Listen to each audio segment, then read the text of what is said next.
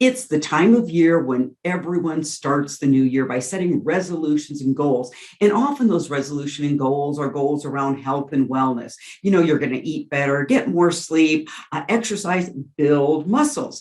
Now, we all know how those resolutions often end quickly because human beings often don't have a support system in place or they're lacking the specific skills by which to reach that resolution.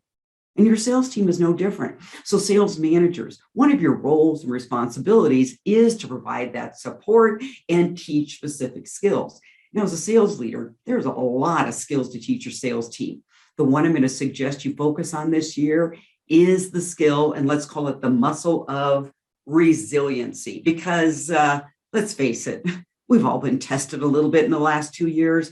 We've got the pandemic that seems to be the gift that keeps on giving. And sometimes the most resilient people are even feeling a little bit fatigued. So as a sales leader, what can you do to build that resiliency muscle?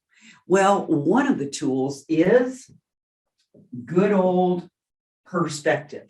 Because what you will find is that people that are resilient, manage adversity well, it's not because they face less setbacks, they have a different perspective on the setback. And for you to change that perspective, here's 3 coaching questions. When your salesperson experiences a setback, failure, obstacle, ask this question: what's good about this setback?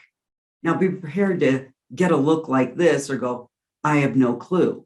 Because your second question is, well, what's the lesson learned here?